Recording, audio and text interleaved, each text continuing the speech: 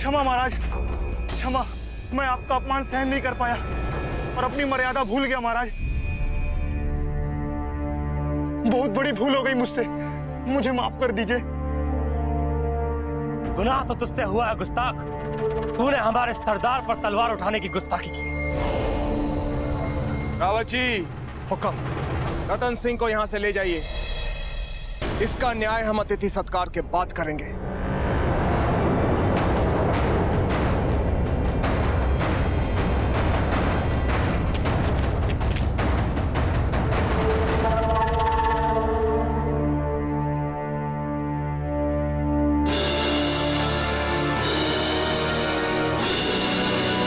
शुक्रिया शहजादे, हमारी जान बचाने के लिए शुक्रिया। हमारे दाजीराज ने हमसे कहा है कि आप आज हमारे राज की अतिथि हैं और दाजीराज की कही हर बात को मानना ही हमारा धर्म है।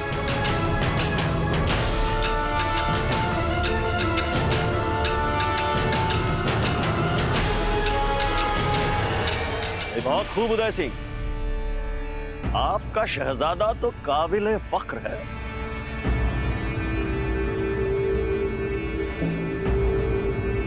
कुंवर प्रताप को रानीवास में ले जाइए।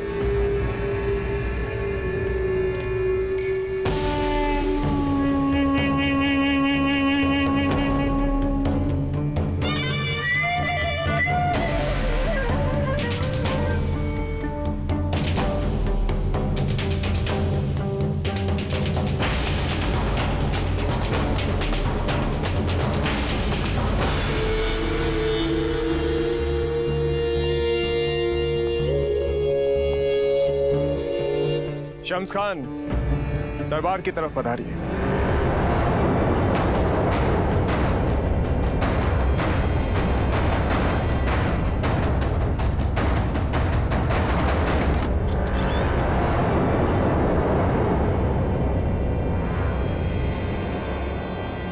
कुंवर प्रताप, क्या किया ये आपने? क्यों उस सैनिक की तलवार के सामने कूदे? कुछ हो जाता आपको तो। क्या हालत हो रही थी आपकी छोटी माँ की? हमारी पुरखों की तलवार कहाँ रख दी आपने? वहीं जहाँ उसका नियत स्थान था छोटी माँ। जो हुआ सो हुआ। आप पहले राजवैद्य के पास चलिए, आपकी चोट पे लेप लगा देंगे।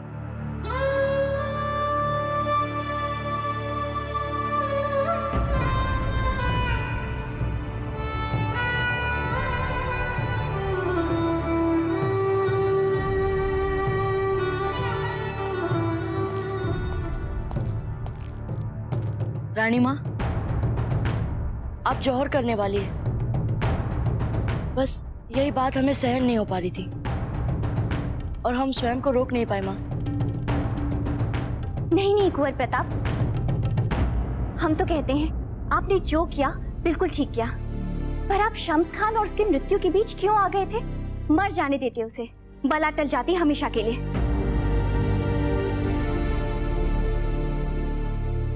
अपने प्राणों को संकट में डाल के उसकी जान बचाने की क्या जरूरत थी? दाजीराज के मान सम्मान की रक्षा के लिए शम्स खान को बचाना आवश्यक था मंजली माँ। आपको अपने दाजीराज के मान सम्मान का इतना ध्यान है, फिर क्यों आपने उनके आदेशों का उल्लंघन किया? युद्ध, जौहर, साका, ये सभी आपके दाजीराज के निर्णय हैं। फिर क्यों आप उनके निर्णयों के विरुद्ध जा रहे हैं? क्योंकि आप सभी राजपूत वीरांगनाओं के साथ अग्निकुंड में कूदकर जौहर करें और हम चुपचाप खड़े रहे, इसमें हमें कोई गौरव नहीं दिखता माँ।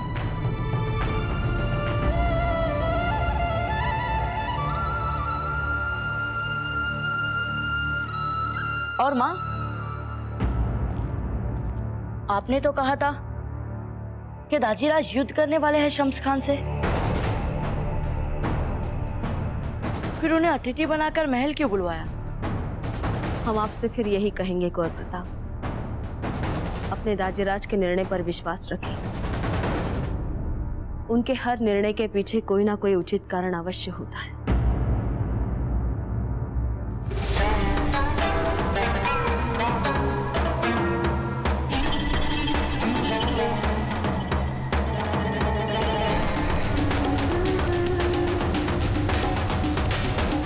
महाराज, आप इतनी मोहब्बत के साथ ये सब हथियार दे रहे हैं कि मना करने को जी नहीं कर रहा है। अब आपकी खुशी के लिए ये सब भी ले लेता हूं। ले लो शम्स खान, ये सब ले लो।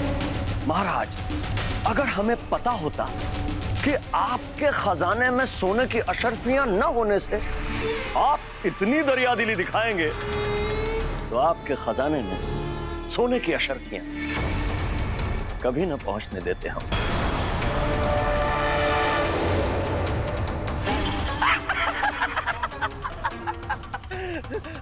आप तो बुरा मान गए, हम तो मजाक कर रहे थे। सच्चाई तो यह है महाराज कि आपके इन तोहफों को देखकर हम वाकई बहुत खुश हैं उदय सिंह। मजा आ गया। अब रुखसत की इजाजत चाहेंगे महाराज। क्या है कि इन हथियारों को जल्द से जल्द आजमा के देखने को दिल मचल रहा है।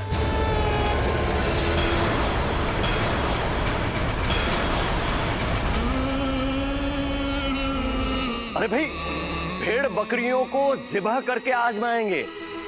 आप राजपूत भी ना मजाक की बात को भी जंग की बात समझ लेते हो।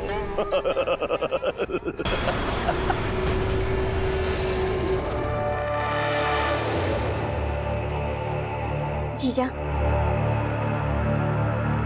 ये बात तो पहले भी खटकी थी हमें। अच्छा जीजा, शीजी और शम्स खान कोई नई मैत्री संधि कर रहे हैं, यानी कि अब युद्ध नहीं होगा। जीजा बताइए ना, जौहर भी नहीं होगा?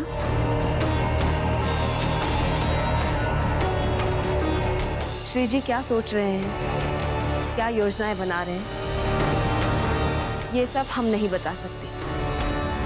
विशेषकर तब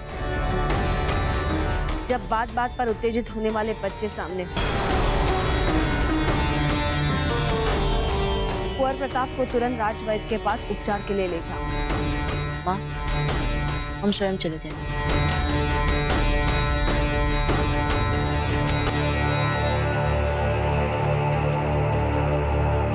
माँ,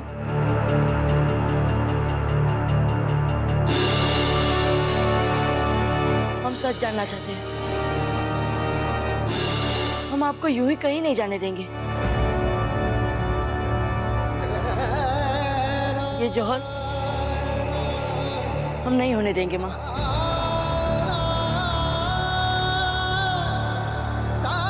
नहीं, नहीं होने देंगे। दादा भाई, हम भी आते हैं आपके साथ।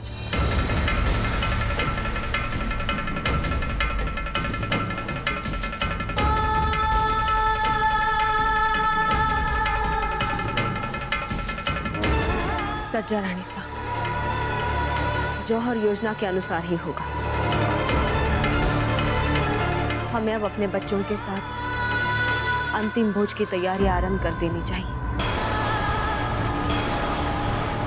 हाँ जीजा, पर शम्स खान महल में क्या कर रहे हैं? श्री जी जब उचित समझेंगे बता देंगे।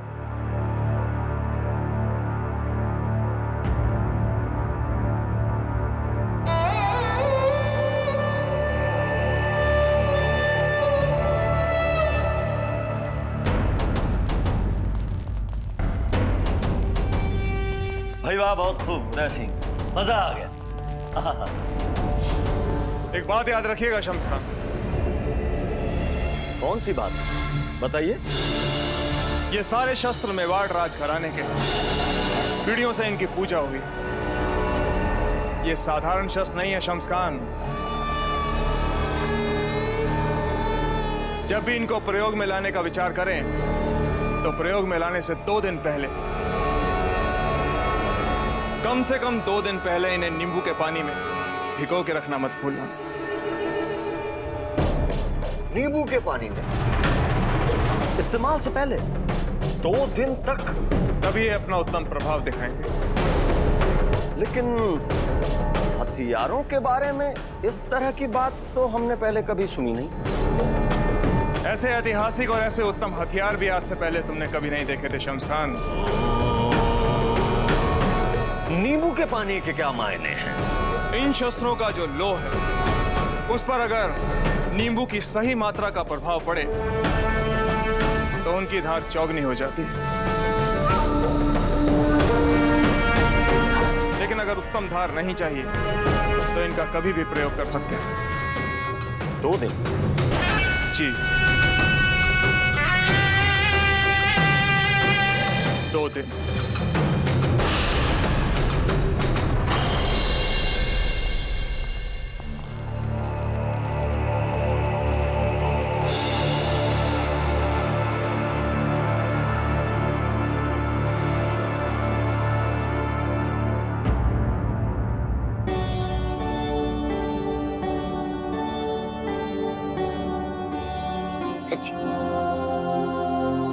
बाबूजीराज, चीखने से शरीर के विकार निकलते हैं, इसलिए आप चीखने से बिल्कुल मत हिचकिचाइएगा।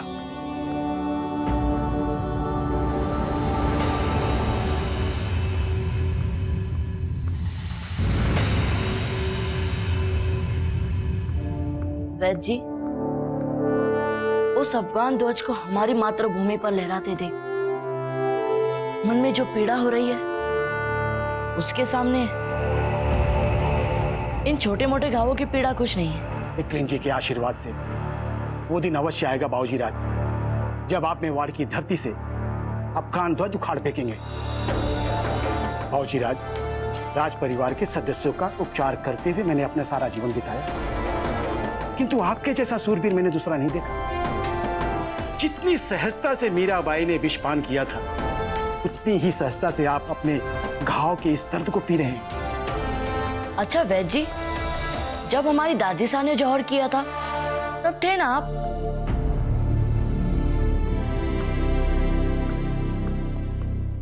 रानी माँ भी कह रही है कि वे जौहर करेंगी।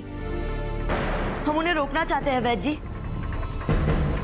शम्स खान से युद्ध करने में हम भी दाजीराज का साथ देना चाहते हैं, पर हमें कोई कुछ बताता ही नहीं। वैद्य जी, हमारी सहायता कीजिए, हमें बताइए क्या हो रहा है यहाँ। हमारे उपचार कक्ष के मेरे अपने नियम हैं। जब तक मैं आपको ना कहूं, आप बिल्कुल हिलिए डुलिएगा नहीं। जाकर के शांति से बैठ जाइए। जाइए।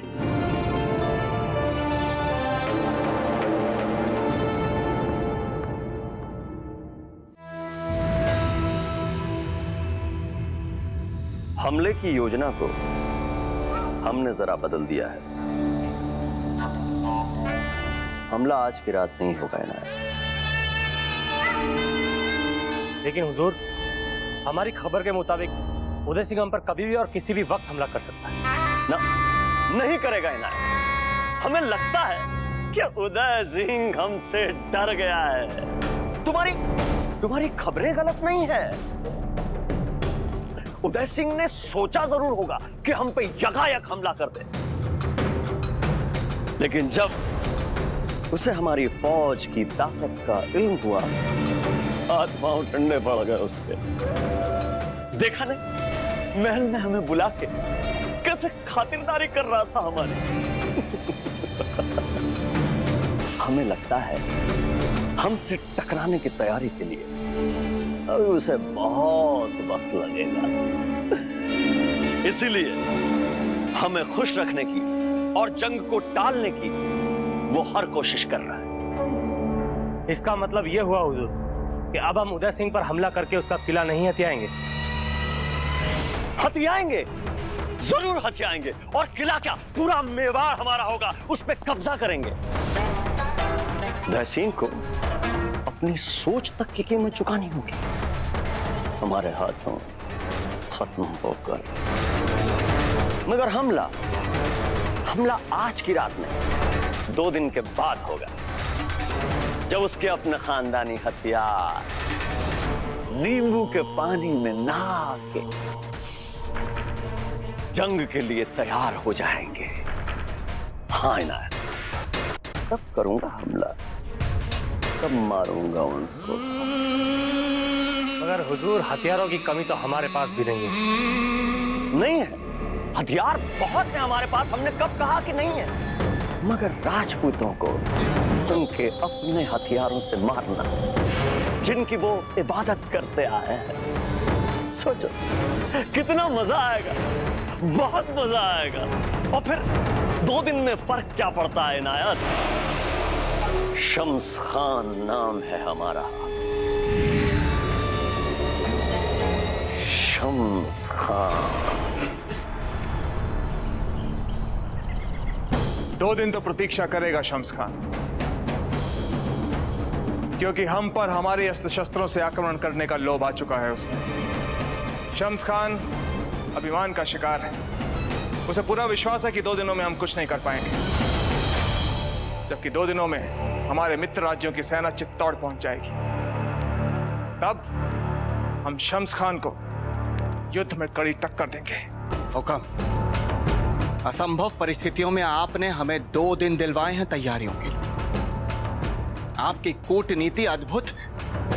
फिर भी युद्ध तलवार के जोर से ही जीते जाते हैं रावत जी। समय हमारी मुट्ठी से सूखी रेत की तरह फिसलता जा रहा है। हमारे मित्र राज्यों की सेना जितनी जल्दी हो सके हम तक पहुंचनी चाहिए। सभी बच्चों को सुरक्षित जगह पे पहुंचाने की क्या व्यवस्था है? मान सिंह सोनगढ़ा कब पहुंच रहे हैं? तो कुछ ही क्षणों में यहां पहुंचने वाले हैं हुकम। उत्तम, अति उत्तम। जब तक मान सिंह सभी राजकुमारों को रात के अंधेरे में सुरक्षित स्थान पर नहीं पहुंचा देते, हमें चैन नहीं आएगा। युद्ध शुरू होने से पहले मेवाड़ के उत्तराधिकारी कुंवर प्रताप को इस किले से बाहर निकालना आवश्यक है। शम्स खान की उस पर वक्र दृष्टि पड़ चुकी है। किंतु महाराज, क्या कुंवर प्रताप चुपचाप यहां महल से दूर किसी सुरक्षित स्थान की ओर जाने को तैयार होंगे? वो भी तब जब उनकी रानी मां यहां महल में जौहर करने को तैयार है, और आप स्वयं महल से बाहर उस शम्स खान के साथ घनघोर युद्ध। हम जानते हैं कुंवर प्रताप कभी तैयार नहीं, इसलिए हमने उनके लिए राजवैद्य से नींद की औषधि तैयार करने के लिए कहा है। जब तक कुंवर प्रताप की नींद टूटेगी, वो इस किले से दूर, बहुत दूर सुरक्षित स्थान पर पहुंच चुके होंगे।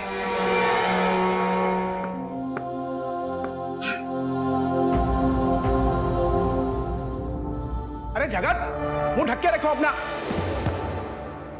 ये क्या हुआ जगत जी को? औषधि बनाते हुए उसे नींद आ गई। औषधि बनाते नींद आ गई? ऐसा क्या था उस खरण में? उसकी गंध सूंघते ही तुरंत नींद आ गई उन्हें। अरे कोई है? सुनो, जगत को उठा करके ले जाओ, अंदर सुला दो।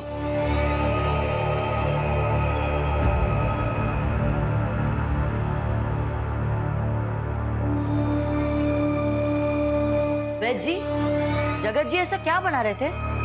मैं एक नई औषधि बना रहा हूं, पीड़ा हरण। आप विश्राम कीजिए, नहीं तो आपका ये घाव फिर से हरा हो जाएगा। मैं आता हूं।